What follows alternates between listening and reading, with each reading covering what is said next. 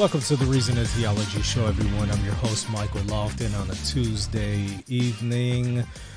Joined here by guest Riverrun. I'm going to bring him on here in just a second, but some of y'all know him already. He's, in fact, done some audiobooks for us, so just go check out the audiobook playlist, and you'll get some really, really good stuff. And what we're going to be doing today is discussing modernism in the Magisterium. Riverrun has done a lot of reading in this area, so he's going to talk to us about modernism. What is it?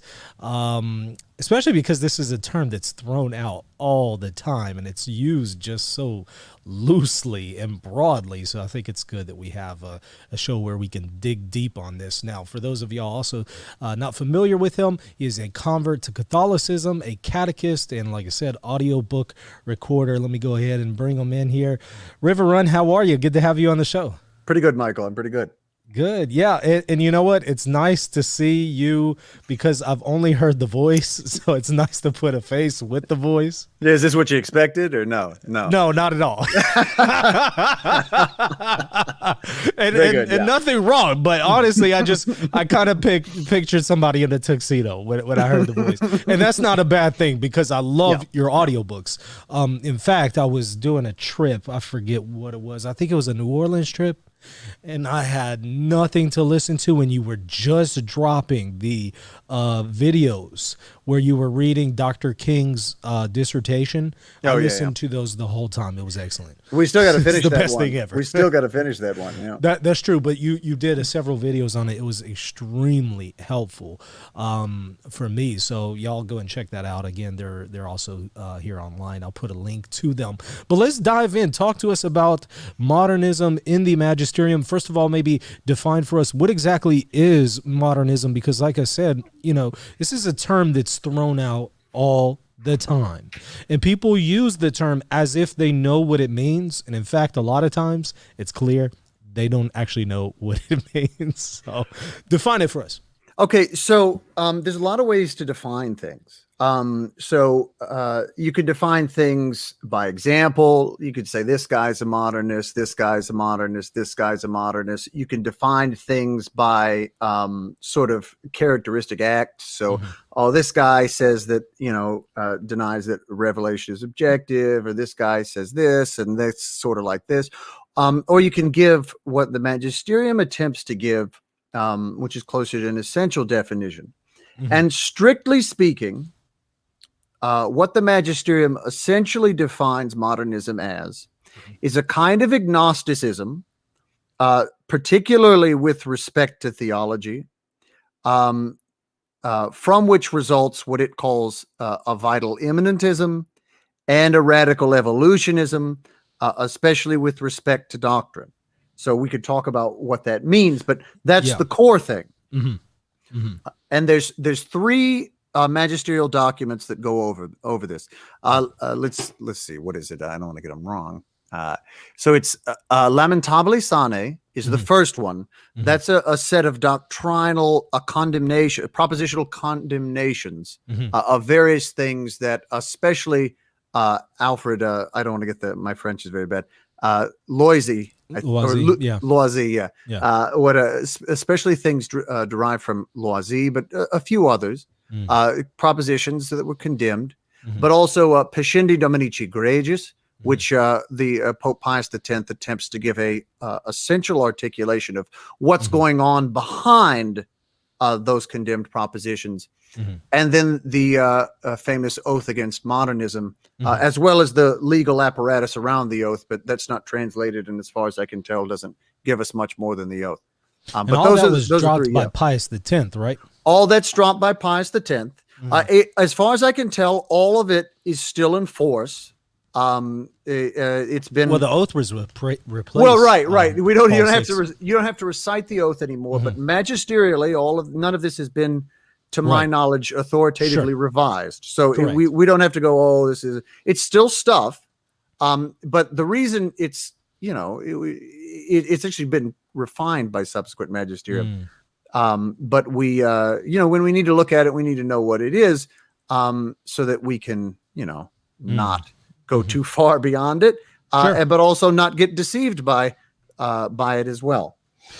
Now, correct me if I'm wrong, because here's my impression when I've read Lamentabili, Pascendi, The Oath Against Modernism, and looked into the modernists like Lavoisier and others. When you really try to get at what exactly is it, it seems like that what they are doing is they are taking orthodox terms and they're replacing them with unorthodox definitions. So a modernist could say, I affirm the resurrection of Christ. But what they mean by the resurrection of Christ has nothing to do with a bodily resurrection of Jesus. Nothing. It could be pink Smurfs flying on unicorns in outer space. That could be what they mean by the resurrection. Is that accurate, or am I misunderstanding? So, okay. So now the thing is, I think a lot of people can end up doing that. But modernists do characteristically do that, and I can explain. So let's start with the root of modernism. It's agnosticism. Now, what's agnosticism? Now, a background to this, it would take a long time to go into it, but the background on this is certainly 19th and early 20th century thought, especially in epistemology. And the idea is what the Pope calls phenomenalism. Subsequent popes call it this. John Paul II calls it this. And the idea of phenomenalism in its various forms, there's a lot of different ways to be a phenomenalist, is that what knowledge, what science is essentially dealing with are phenomena. That is to say, stuff as it appears and nothing else. So as it appears in the manner that it appears. And so you can have a lot of different versions of this. You can have, we can have a kind of empiricistic, scientific version of this where, what we're dealing with is immediate sense phenomena related in terms of a probabilistic theory. We can have a kind of positivism, which is, what you're dealing with is phenomena as interpreted by scientific theories. You can have a kind of Kantianism where you're going to have sort of things worked up through conceptual schemata, and then that's how they appear. But however you want to do it, the idea is, look, we got things the way they show up, and that's all we have, and we can't go beyond them to infer. Usually what you're going to say is a transcendent background, or what Kant calls things in themselves, or what we in the classical theological tradition would call the cause of things, understood objectively. And if you recall, in the first part of Vatican I, the fun part, the doctrinal part that nobody remembers and nobody reads, it's dogmatically defined that a person can know by reason things like God exists, or that revelation is credible, etc. And that requires a kind of reasoning that can step beyond phenomena and can infer to things like the ground of creation, or the transcendental being, the prime mover. And these are moves denied by 19th and early 20th century thought. And this denial is what the Pope's calling phenomenalism, and negatively he calls it agnosticism. And why agnosticism? Because it's a agnosis, a lack of knowledge with respect to things beyond the phenomena. That's what agnosticism is. And so what's that do? Well, that can do a lot of things with respect to theology. And I would argue that a lot of people are agnostics in this strict sense, in the sense that, like, rationalists are also agnostics in the sense that, we can't know anything about that, or we don't know anything about that, or that's all a bunch of crap, is the rationalist thought. But modernists are characterized by believing, and this comes out of a romantic tendency in the 19th century, they're characterized by believing that religion is respectable and necessary and a perennial facet of human life, and that because of this, it has to be understood understood sympathetically. But since they accept phenomenalism, since they accept agnosticism, this understanding can't be an understanding wherein we go, okay, we know that God talked to us and revealed these things to us. Why? Because we can't know anything about that.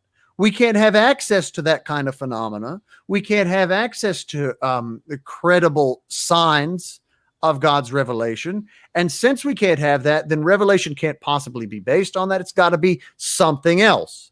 And what's that? Well, the Pope says that, and this is quite credible. It says that they think that religion is a need for God, founded in the soul, a psychological need, we might say in modern parlance, and given expression. And so this gets back to your question, your question about terms. What they do when they survey Catholic doctrine, if they're Catholic modernists, is they go, well, look, we've come up with this way of living and we use all these terms, but this way of living can't be based on anything transcendent. It has to be based on something immanent. That is to say, something psychological. And so the real meaning of these terms are X, Y, and Z. And so when I use these terms, I mean X, Y, and Z, and anybody else who thinks they mean anything else are confused. And then there's a whole theory, and we can talk about the theory.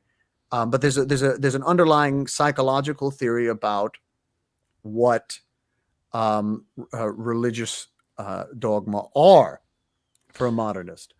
I'm curious there because you were talking about phenomenology, and it from that kind of perspective, if you really don't know things beyond just the phenomenon or phenomena, how can you really know things that are historical?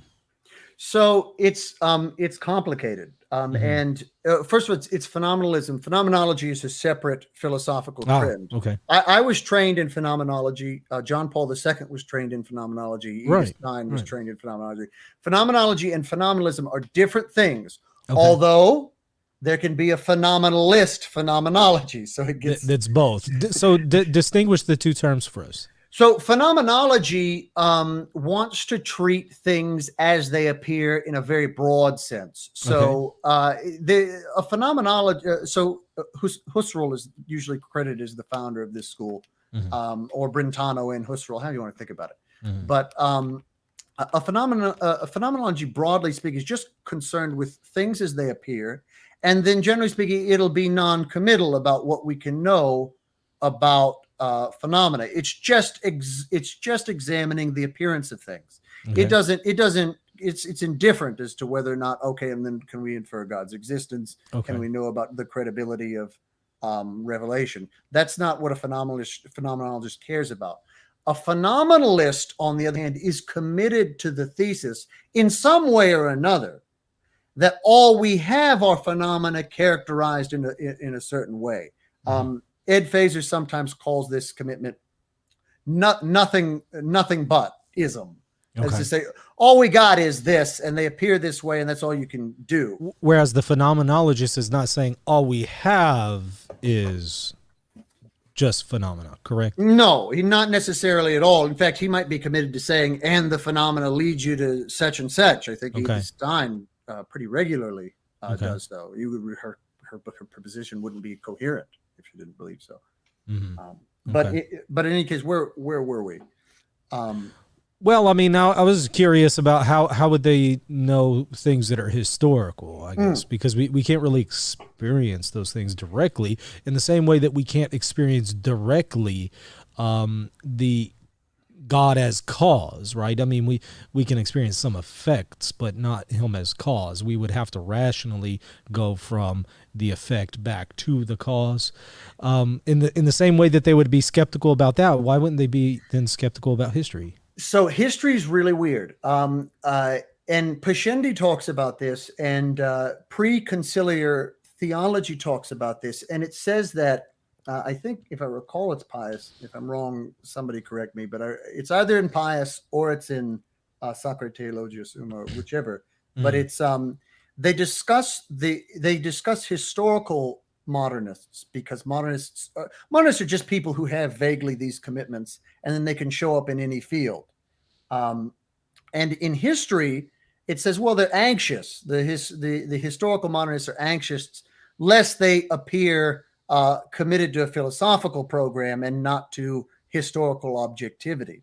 But you get the same result. Why? Well, because they work up the facts of history in a very particular way. And how is that? Well, they're going to want to limit, and you've seen this if you ever read history, secular history, they're going to want to limit what can happen in history to a very limited range of phenomena. How do we know these phenomena? Well, we observe day-to-day living, or we know how physics works, or, you know, so nothing miraculous, just stuff that why it's clear we can believe in. Why can't miraculous events have occurred in history? Well, because you can't have that phenomena. Why not? I say that's why. But you know, Caesar crossing like a river or something, that's not hard to believe. It happened because we have people crossing rivers all the time, right? Yeah. Is that kind of the argument? Yeah, that's going to be, so you're going to limit, and you're going to have the whole apparatus of secular history. So you're going to have, well, the rules by which we determine what's legitimate and what isn't, what's a fraud and a later emendation and what isn't. They'll deploy the entire critical apparatus, and they'll deploy the entire critical apparatus within the realm of what they consider to be the limitations of phenomena, which depending on your school, it's going to be some version of a kind of naturalistic constraint. However you want to work, there's about 5-10 different ways to work that out, and that's what they dispute about amongst themselves.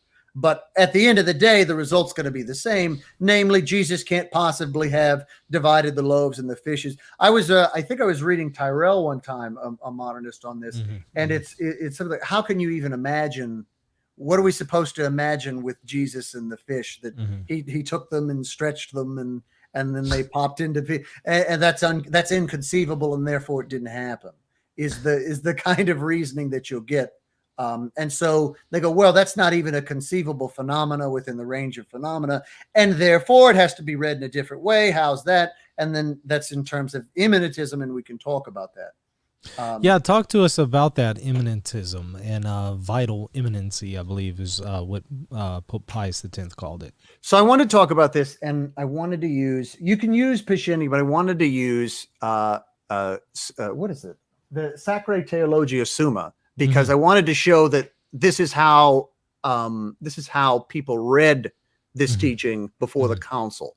So let's see, so they say, this is talking about false notions of revelation. This is on page 94 of the first volume. It says, liberal Protestants and modernists understand by revelation religious experience, which underlies the special feeling whereby we apprehend God, especially if this experience is more vivid and as if it were passive. So what's that saying? That's saying, well, you have in history, in particular saints, in particular charismatics, they have these big feelings, and they have these big visions, and they come on to them as if from outside, and that's what religious experience really is. It's not an experience of the transcendent God. It's just this feeling.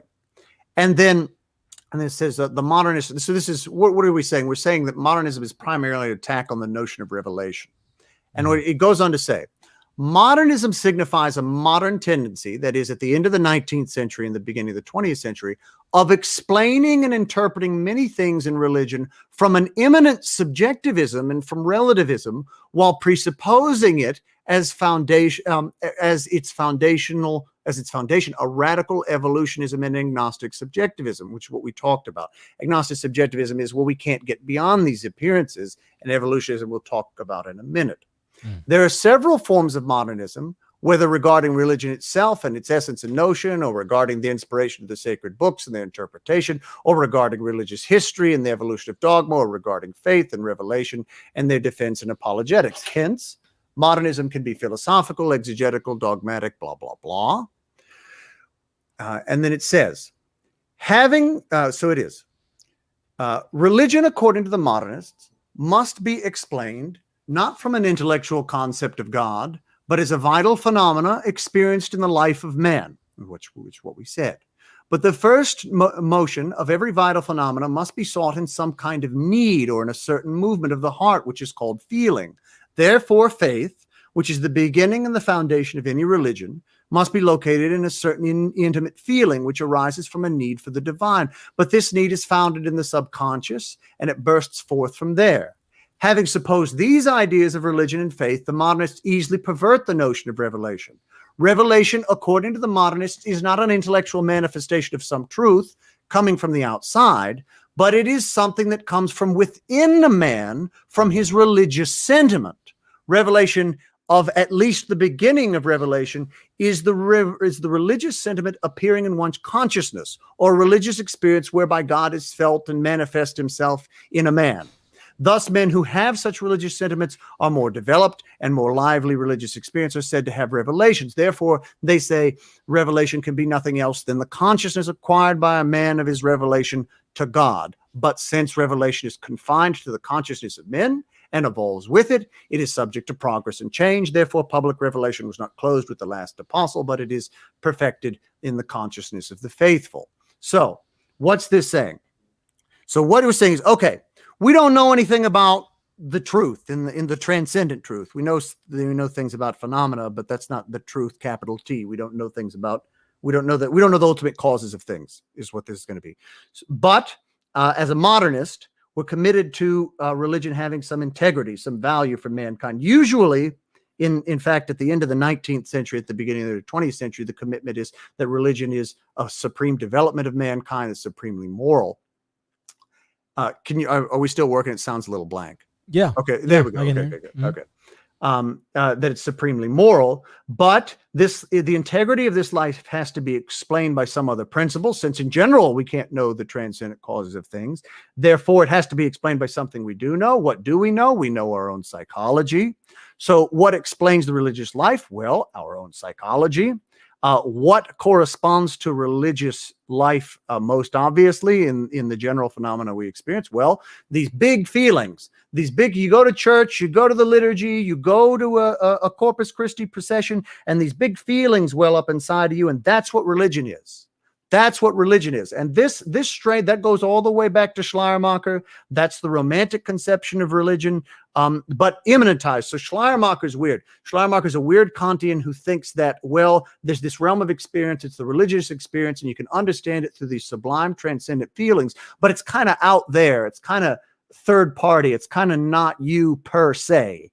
The psychological transformations of the 19th century go ahead and say, no, it's you, it's your psychology in some sense. It's part of the mind, and understood in a kind of, nuts and bolts stuff going on in the head in some way. And then we go ahead and say, okay, well, what's religion really? It's your feelings. It's your big feelings. And then, so what is religious dogma? Well, religious dogma is the expression in proposition of these feelings in a group. So we all get together in a big group with authority to hold this way of living together, call it the church. And we all have agreements about how we're going to say these feelings that we have together, and call these doctrines and dogmas. And these regulate how we talk to one another about our feelings. And what other content do these have? Nothing. That's it. That's all they do. There's nothing more to it. And you can see, once you've made that leap, then almost all of the things condemned in lamentability immediately make sense. So, of course, Christ didn't really, per se, do the miracles, or didn't really per se define any dogma, because we can't know the causes of things. We can't infer from anything that happens to God. So what's going on is that we've projected into the extraordinary character of Christ symbols of the feelings that come up with us in the presence of Christ, that bring about a new way of living. And these symbols we use to regulate our feelings, we use to cultivate our feelings, we use to pass on our feelings to a new generation, but they don't have any correspondence to what actually went on. And importantly for the modernists, that doesn't matter, because all we're trying to do is get back to those feelings. Diego is asking here, just for clarification, so are they basically psychologizing everything? Is that effectively what you're saying? Actually, in fact, it's funny.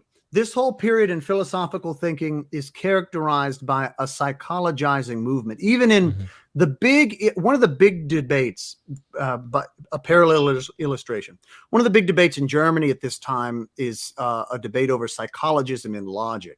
Mm. And this dispute is literally a dispute over whether or not logic is a property of psychological habits of the mind, or whether or not logic is a sort of a transcendental set of structures that are discovered by the mind. Mm. And that you see that all over in this period from about 1874 to about 1925. You see that as a core theme in all of continental thinking, and to a certain extent in England, although England's always weird. And it's not surprising to see it here as well. And absolutely. It's absolutely a psychologizing tendency in theology, because they don't think that you can have anything other than your psychology. Mm. Now, one thing that I'm curious about, given this information and these definitions, whenever we hear people say this guy's a modernist, he's a modernist, blah, blah, blah, this clergyman is a modernist, are they really accurate in the way they're using the term, or would it be better to say maybe they're a neo-modernist, or what's your opinion here? I don't. So on one level, again, I said at the beginning, you can define things various ways. Mm-hmm. And if they're being... and Ripperger is careful about this, and he's usually defining by analogy. Mm-hmm. So it's, they're a modernist in the sense that they're like modernists, that they believe some of the thing modernists do, but it's not strictly speaking the same thing.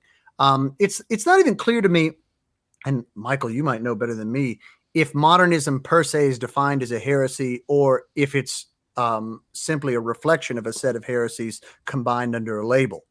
But in any case, you can't charge, whether it's a heresy or whether it's a set of heresies combined under a label, you can't charge a man with heresies he doesn't commit.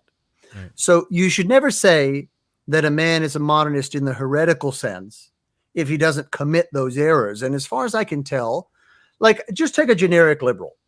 A generic liberal thinks that he thinks that the church upholds the canons of contemporary liberal thought about rights, and or it's wrong. That's what they hold, and the church can't be wrong because it's the church. So we hold egalitarianism about sexual matters, about whatever you want. These people are. I've never encountered one that's per se a modernist in this strict sense. Mm. Usually they are moral laxists, mm-hmm. or they're committed to contemporary beliefs very, very dogmatically. Mm-hmm. And because of their commitment or because of their moral laxism, they think that Christ really taught these things. I mean, you'll get that all the time. It'll be, Christ didn't really say that, or the Bible didn't really say that. It really said this, and this is always what they believe. Mm-hmm. But if that's your theory, then that's not modernism at all. That's actually just what the Orthodox say, except you've replaced your own belief system. Mm-hmm. So it's just another kind of heresy, just a false teaching. So you need to be aware. Why is that important? Because if you've got a guy that says, "Oh no, the Bible just says this about sexuality," well, the appropriate correction to him is, "No, it doesn't, and here's where it doesn't say that. Here's what it actually says." But if you tell him, "No, you're a modernist," and then he goes and reads Pascendi, or he goes and looks that up, he's going, "I don't believe any of this, so you're not helpful. You're not helpful. You don't correct me at all."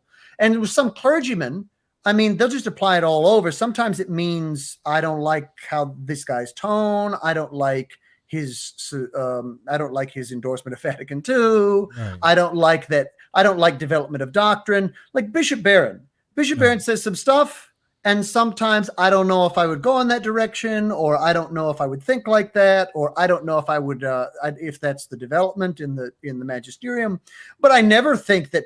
It's obvious he believes that you can know about transcendent causes. It's obvious that he believes that religion is more than a feeling, although he uses So the only thing that's proximate to modernism in Barron is he uses what would have been called in the previous era the method of immanence, which is an apologetic method, but he uses it in the form that the pre-conciliar theology would have said is acceptable, namely, well, you start from how people think, and you show them what they want.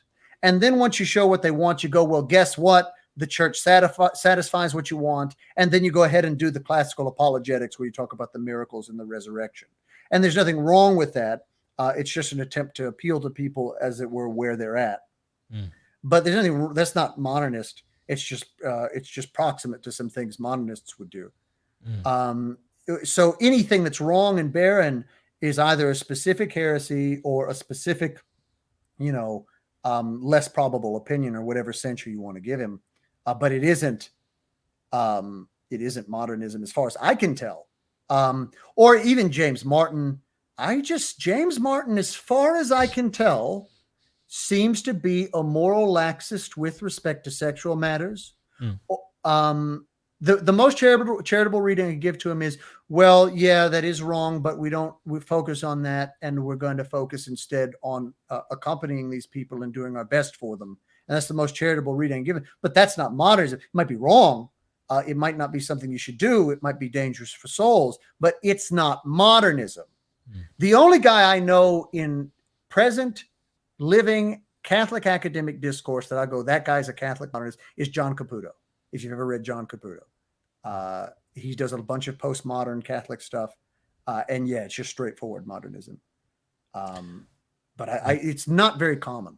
And the only popular figure I would say that's a modernist, Jordan Peterson is a modernist in these terms. Yeah, somebody was asking about him earlier in the chat, and it was asking, is there a connection between what you're talking about here, modernism, and Jordan Peterson? Yeah, Jordan Peterson, if he was a Catholic and if he didn't change his beliefs, and he's in a, I don't know, maybe because he almost died or whatever, but so I don't want to say that's where he is now. But the things he said up till now are modernist things. His reading of Scripture is a modernist way of reading Scripture. That is to say, it's a psychologizing way of reading Scripture, which is not to say, as one of my friends says, it's not to say those psychologizing things aren't in Scripture, but that's not the meaning. That's not the final meaning of Scripture. And if he says that's all there is, these profound feelings and the scriptural tradition is a good articulation of them, then at best you'd call him a conservative modernist, in as far as he tends towards conservative and orthodox things to say. But that's not orthodox at all. And since we were talking about him, I sure hope he does turn to Catholicism. I've heard rumors that he's either going that way or Eastern Orthodoxy, one of the two. Well, everybody wants it, but we'll see. Right? Pray for it. Yeah, I haven't seen anything concrete yet, for sure. Now, talk to us a little bit more about some of the things that you have learned in your research about modernism. What are some of the other things that you wanted to get to? Well, so the only thing we didn't cover in terms of the definition is, so we covered agnosticism, which is sort of, you can't get beyond the phenomena of transcendent causes. We covered immanentism, which is the idea that, well, anything that religion is going to upwell from the feelings, is going to upwell from psychology. We didn't cover radical evolutionism.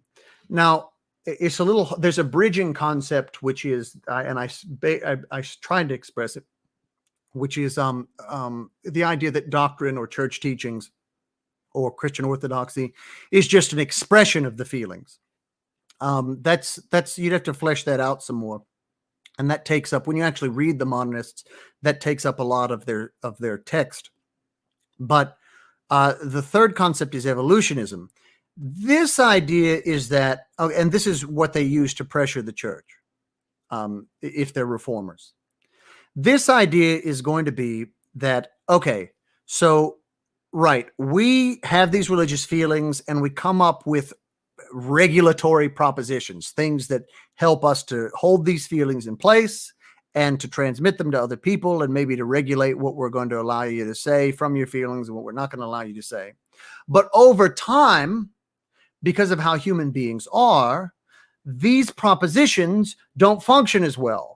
They don't bring up the same feelings. They don't bring up feelings at all. They just get discussed amongst themselves in a kind of ratio calculative system, and they don't have anything to do with religious experience. And so if you're a reformer, you end up saying, well, guess what? these doctrines evolve. Why? Because religion is just experience, and experience changes over time, and therefore these statements change over time. And any of these statements which don't have any reference to that primary phenomena, which is these upwelling of feelings, that just needs to be jettisoned and replaced by new statements.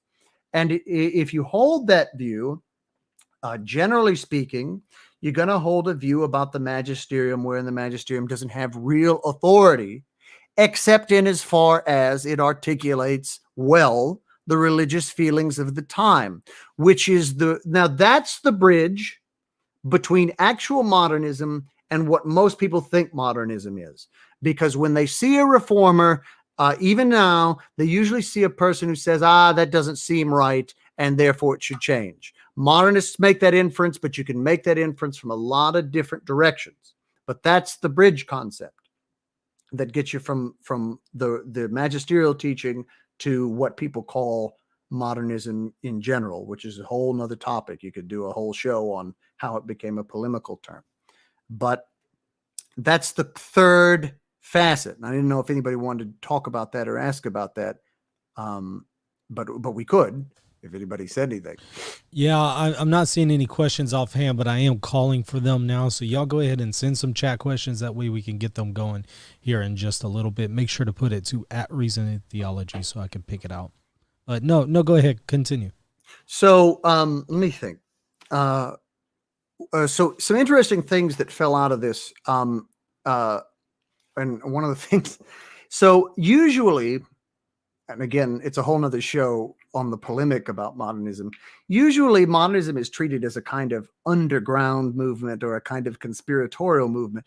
And there was some of that in the sense that, like, once the church got wind of this movement and said, hey, this is not okay. If you had a weird position and you were in somewhere in the, in the hierarchy, you had a nice job, you didn't go ahead and say, I hold these weird positions. But for the most part, like, the modernists weren't hiding. I mean, these were academics who published tons of books, and they were very explicit. A lot of them, after these documents came out, denied that the Pope did a good job. Tyrrell especially denied. He says, no, I don't mean that. I mean something else. Of course, what he means is still not acceptable. But he says, I don't mean that. I mean, how could it be otherwise? Basically, he says, well, all I'm saying is that scholasticism is dumb. That's what he ends up saying. and how could you have any of that? And we really have something else. As if that's better. Yeah. And it's funny. It's a funny book to read. Right. But Loisy is a little more subtle about it. But I think most of them end up denying that, but they don't reconcile themselves with the church. Mm-hmm. Yeah.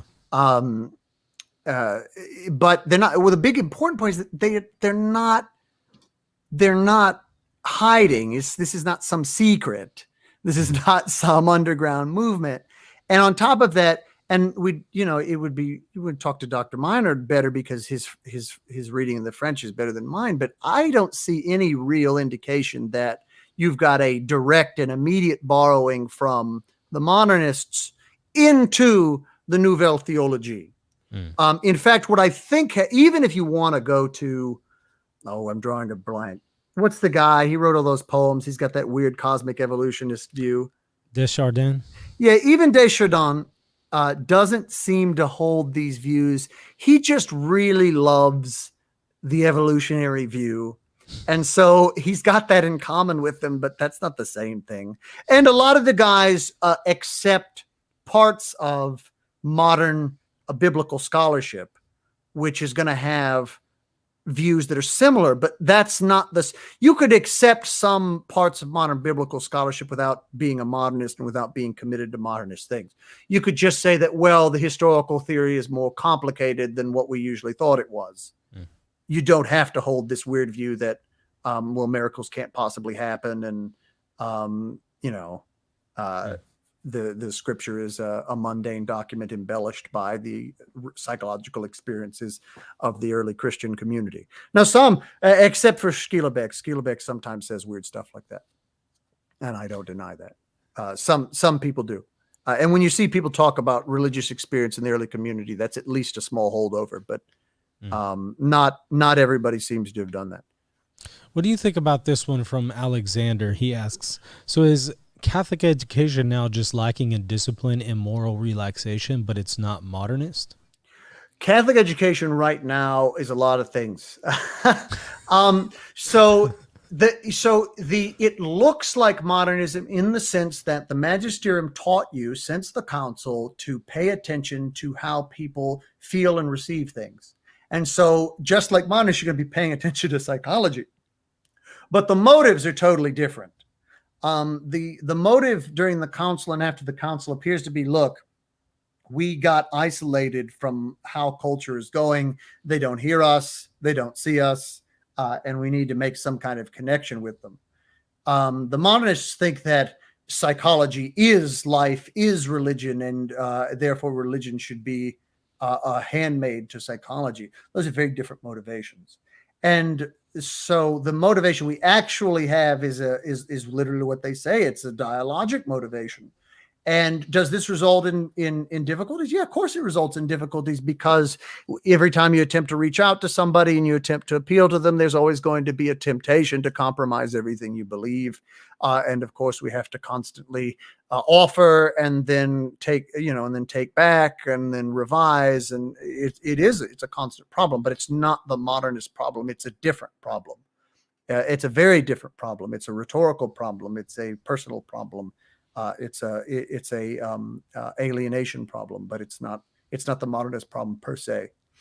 In fact, if you want to, the modernist problem has been it's fides et ratio is where John Paul II deals with the strict modernist problems, and he does a better job, in my opinion, because this is a whole nother show, but in fides et ratio he lays out 10, however many 10, 20 different areas where you can say that the faith is not reasonable, and he tries to take them each one at a time. And that's the appropriate way to take these things, not just under one blanket label, modernism, that may or may not apply to many different people. Will Martin asks another one here. What are some disciplinary measures against modernism that are still on the books but not followed? Does the fact that the church does not follow them make them non-binding? It would make them de facto non-binding, not de jure non-binding. But I don't know that they aren't binding. So the disciplinary, the ones that are still enforced, so you don't have to say the oath against modernism anymore. And to the extent it ever was a thing, the hierarchy is not expected to look for these people and root them out to the extent that they ever did. But I mean, the things condemned in Lamentabili are still condemned. It's just that you don't really see. Let me look at it. Just pick one. What is it? 7. In prescribing errors, the church cannot demand any internal assent from the faithful by which the judgments she issued are to be embraced. That's condemned. Well, it's still condemned. They display excessive simplicity or ignorance who believe that God is really the author of sacred scriptures. That's still condemned.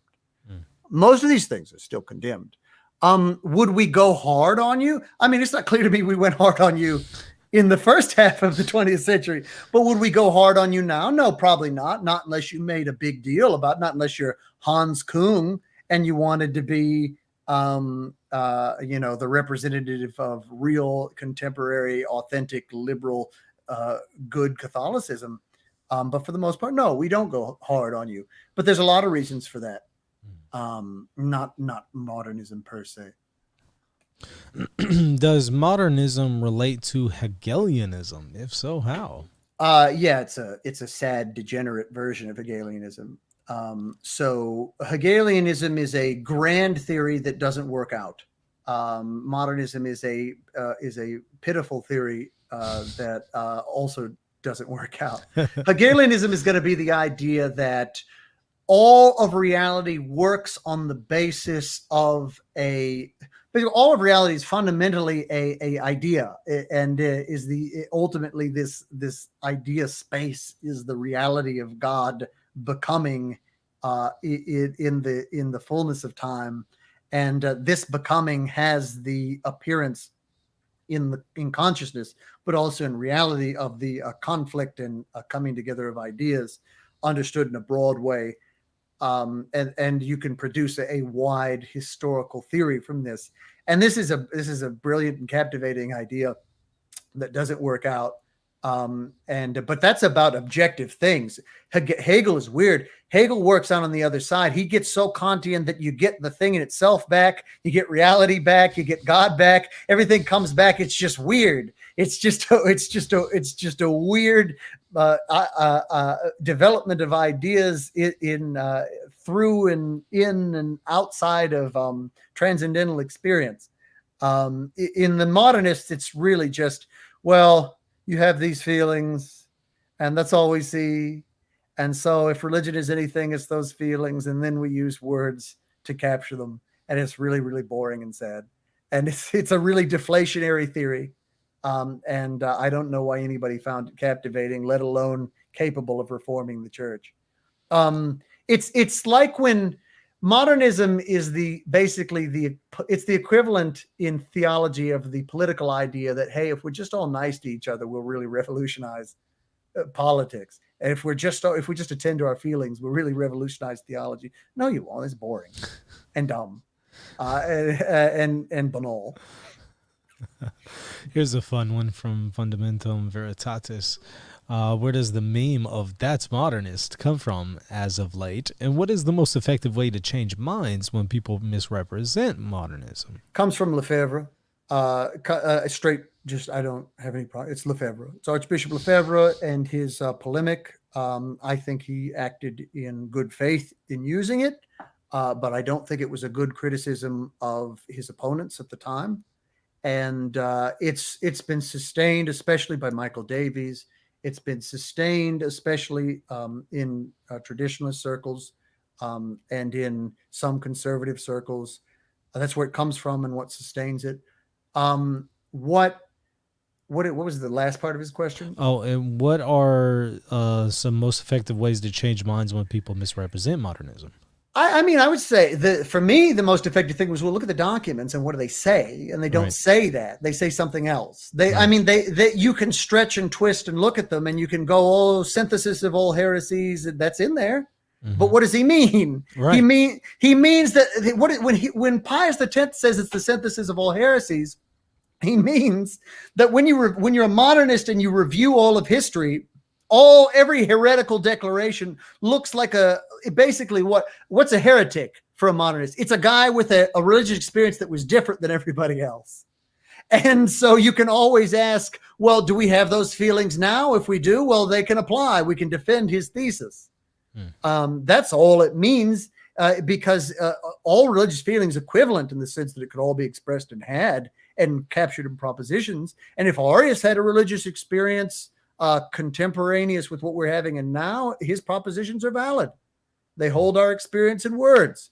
And in that sense, it's the synthesis of all heresies. But the synthesis of all heresies does not mean everybody who's a heretic or says things proximate to heresy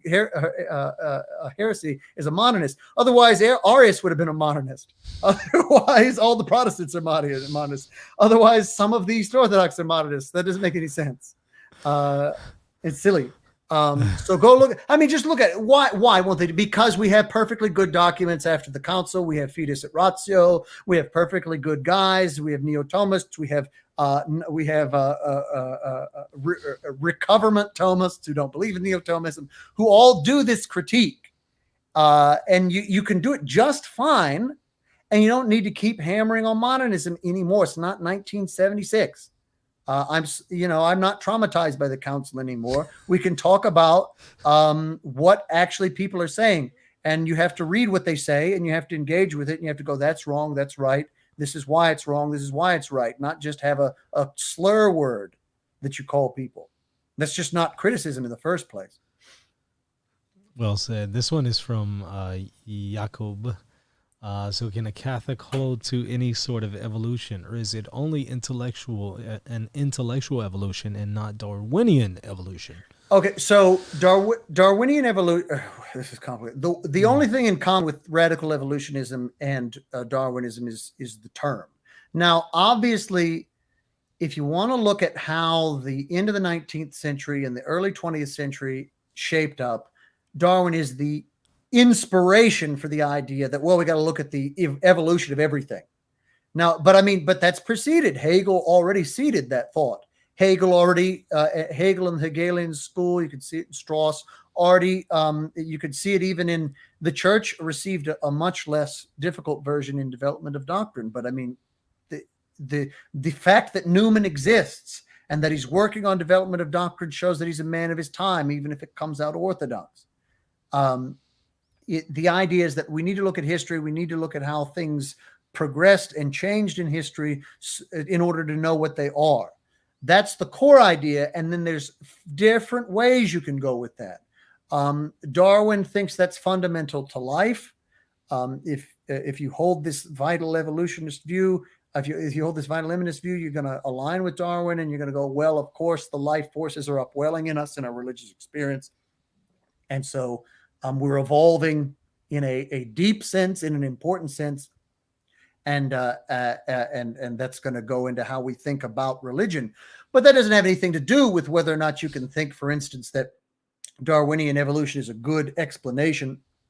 I mean, strictly speaking, the modern contemporary genetic evolutionary synthesis is a good explanation of the origin of our physical bodies or anything else. That's a totally different matter. The word evolution is not condemned.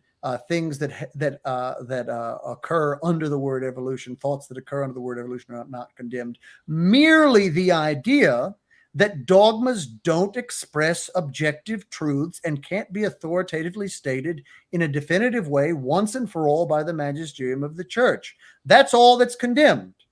And what specifically is condemned is the idea that this can't be so because these things evolve, because experience evolves.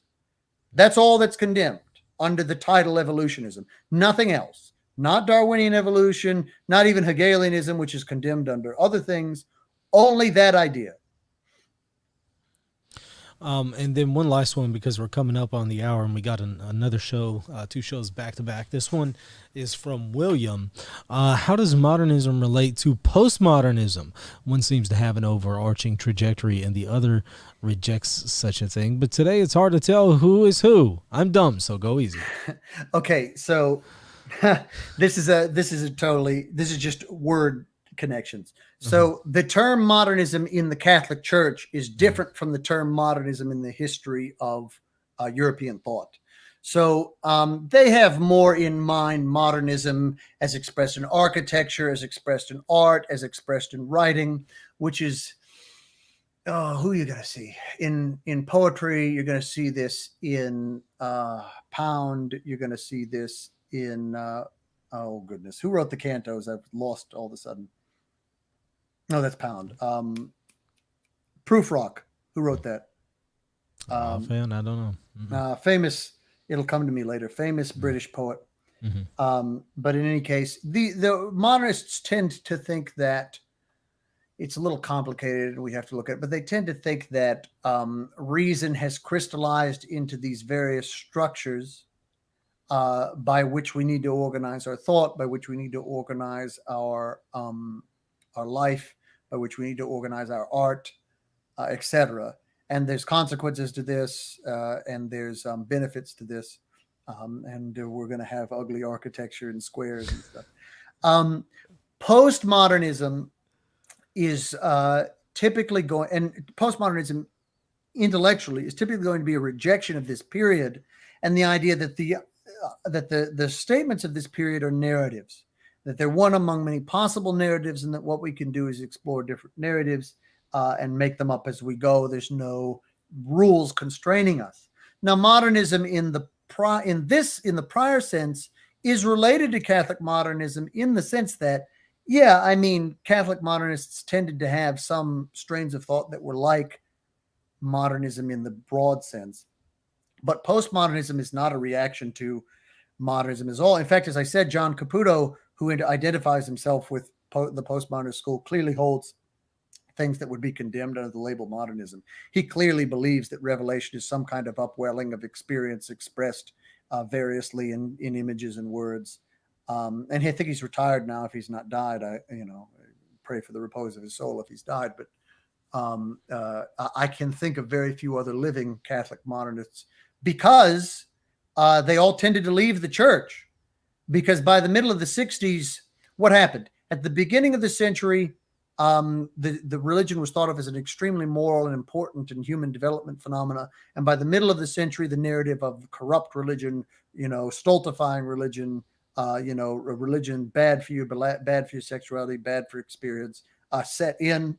And so anybody in the intellectual circles that held actual modernism tended to leave. And you got to be really weird to stay a Catholic and to stay an academic and to stay an intellectual and still believe all the things that modernists believed, because you're not going to hold that the church is reformed. You're going to hold that the church is corrupt or evil. So why would you stay a Catholic?